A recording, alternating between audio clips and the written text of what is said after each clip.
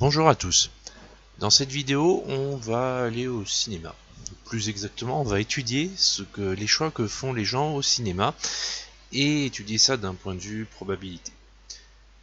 Les choix, ça va être très simple. Choix du film, choix de prendre des bonbons ou pas. Partant de là, on a deux successions de choix. Tout ça va être étudié sous le regard des probabilités pour au final répondre à la problématique de ce devoir. Quelle est la probabilité que le client ait acheté des bonbons? Alors, je vous conseille de prendre éventuellement des captures d'écran de l'énoncé pour ensuite voir la correction puisqu'on va enchaîner les questions. Là, vous avez le début de l'énoncé avec la situation que je vous ai décrit rapidement et les premières questions. Et là viennent d'apparaître la suite de l'énoncé et plus exactement le reste des questions. Donc toutes ces questions-là, on va les traiter. On va voir ce qui était attendu comme réponse pour répondre correctement à ce devoir. Devoir qui au passage avait la forme et le format d'un CCF sans l'application informatique. Donc on commence tout de suite avec la réponse à la première question qui était de l'appropriation. On nous demandait à quoi correspondait l'événement A. C'était tout simplement marqué dans l'énoncé. L'événement A, c'est le client est allé voir le film d'animation. Donc on pouvait reformuler en disant aller voir Sword Art Online, qui était le film d'animation, ou se contenter de dire le film d'animation, ça marchait aussi.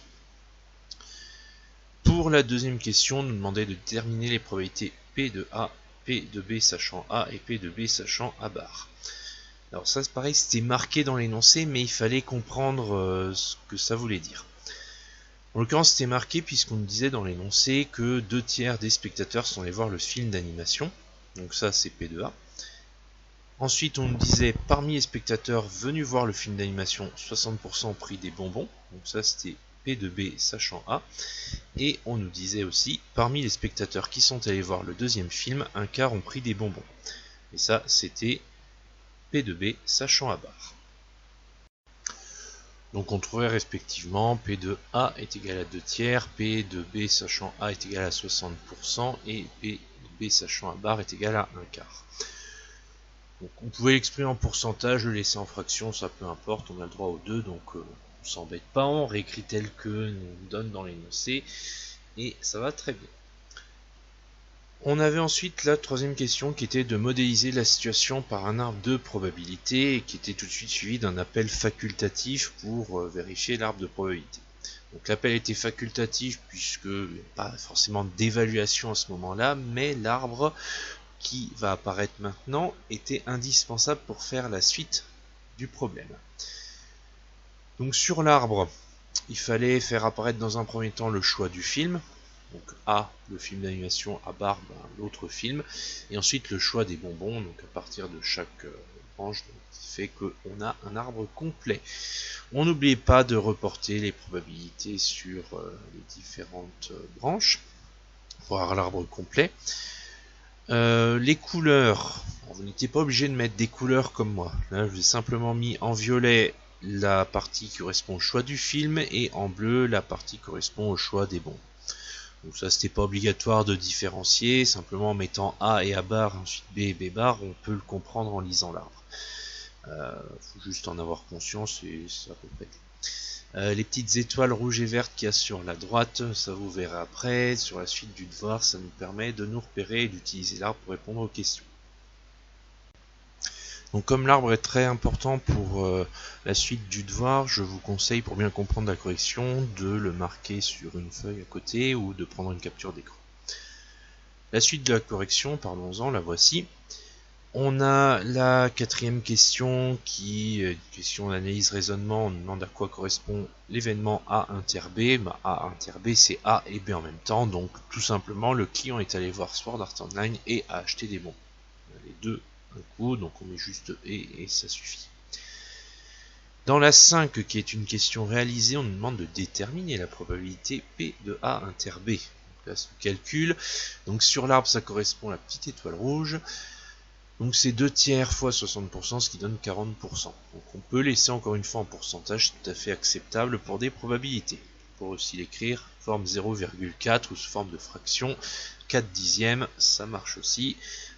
Tout est possible. Donc faites votre choix, prenez ce que vous préférez. La 6, déterminer la probabilité que le client choisi au hasard ait payé 10 € ce soir-là au cinéma. Donc là, il fallait un petit raisonnement pour bien comprendre que cette probabilité, en fait, c'était celle qu'on vient de calculer. Puisque la seule possibilité d'avoir payé les 10 €, c'est d'avoir fait le choix qui correspond à A inter B, c'est-à-dire d'être allé voir Sword Art Online et d'acheter des bonbons. Donc du coup, la réponse était aussi 40%. Donc on avait ensuite une question qui était très similaire, mais qui est de l'appropriation, puisqu'on nous demandait dans quel cas un client a-t-il payé 8 €. C'est de l'appropriation puisqu'il fallait chercher l'information dans l'énoncé et simplement donner le cas, pas calculer la probabilité. C'est là où ça diffère un petit peu. Donc là, en l'occurrence, la seule solution pour payer 8 €, c'est d'être juste allé voir Avengers Endgame et de ne pas avoir acheté de bonbons. Pas d'autre possibilité. On pouvait préciser que c'était l'événement A bar inter B bar, mais c'était pas forcément nécessaire. C'était utile par contre pour la question d'après, puisque on demandait en validation de vérifier que la probabilité qu'un client ait payé 8 € est égale à 0,25. Voilà, du coup il fallait la calculer. C'est donc bien P de A bar inter B bar, ce qui donnait au bout du calcul 0,25, donc on confirme bien les 0,25. La 9e question, c'était de compléter le tableau qui était donné dans l'énoncé en question 9, du coup juste en dessous de la question, c'est pas très compliqué, et d'arrondir au centième. Donc là, en l'occurrence, il y en avait certaines qu'on avait déjà calculées et d'autres qui étaient à calculer, donc toujours avec le même principe, globalement toujours les mêmes calculs appliqués à des situations différentes. Avec l'arbre, vous pouviez tout avoir. Bien entendu, toutes les réponses que vous donnez en additionnant tout, on doit trouver 1, puisqu'on a l'ensemble des possibilités.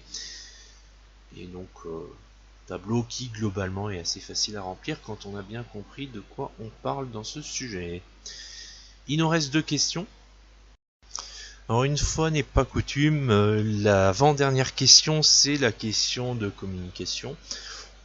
Au moment où on répond à la problématique, on a plus l'habitude que ce soit la dernière question, mais là c'est un petit peu différent. On nous demandait à l'aide de l'arbre de probabilité pondéré qu'on soit la question 3 de répondre à la problématique. Donc là il fallait se souvenir quelle était la problématique. En l'occurrence c'était de savoir quelle est la probabilité que le client ait acheté des bonbons ce soir-là. Et il fallait présenter votre raisonnement. Alors il y avait de la communication, mais il y avait un peu plus, parce qu'il fallait carrément bien repérer les branches de l'arbre où on achetait des bonbons, celles qui sont marquées d'un astérisque vert, et ensuite calculer P de B en additionnant la probabilité de chacun des chemins, ce qui donne le calcul qui est affiché, et on obtient 0,48 à la fin, ce qui correspond donc à la réponse à la problématique. Alors cette question de communication était un peu surprenante parce que c'est rare, mais ça arrive, il y avait un petit peu de calcul à faire dedans, mais on reste sur de la communication, donc vous allez bien expliquer votre raisonnement, bien expliquer votre réponse, et surtout bien faire des phrases pour présenter la réponse. Donc là on a répondu à la problématique, généralement c'est la fin du sujet. Faut dire que c'est la fin du sujet pour les questions principales. La 11e question était une question bonus qui mélangeait de l'analyse, du raisonnement et de la réalisation. On nous demandait de supposer que le client a choisi d'acheter des bonbons et de déterminer la probabilité, dans ce cas-là, que le client ait vu le film d'animation. Donc là, c'était des probabilités conditionnelles. C'était une question bonus parce que c'est une éval de niveau terminal et cette notion-là, c'est du niveau première. Ça permet de bien voir ceux qui ont retenu leur cours des années précédentes. Donc tout le raisonnement est affiché à l'écran. Il fallait utiliser la formule des probabilités conditionnelles, ce qui nous donnait 0,4 sur 0,48, on trouvait 0,83 en probabilité, donc du coup il y avait une probabilité de 0,83 pour qu'un client qui a acheté des bonbons ait vu Sword Art Online. Voilà pour ce devoir. Un devoir qui, en termes de difficulté, était ni trop facile ni trop dur. On est sur un niveau assez moyen, ce qu'on peut demander pour les probabilités au niveau terminal. Ça faisait appel à peu près tout. cas toutes les notions de terminal, donc l'exploitation d'un arbre, les calculs de probabilité et le raisonnement. Donc, il y a beaucoup de choses qui sont vues depuis la seconde ou la première, donc en probabilité c'est pas un chapitre où il y a énormément de nouveautés. Surtout bien maîtriser l'arbre, savoir le lire, et puis après, si vous avez compris comment ça marche, ça doit être relativement facile.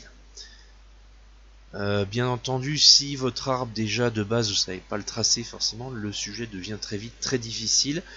Si vous n'avez pas calculé des probabilités, ben c'est pareil, ça devient difficile très rapidement. Voilà, il y a beaucoup de questions qui s'enchaînent. Si vous regardez la logique toujours en se référant à l'arbre, ça passe. Si par contre vous avez du mal à calculer des probabilités simples, à faire des arbres, pour réussir un sujet comme ça, il faut commencer par bosser sur les arbres, sur les calculs de probabilité. Voilà ce que je pouvais vous dire sur ce devoir. Donc si vous avez des questions, n'hésitez pas à me les poser. Et sinon, je vous dis à bientôt.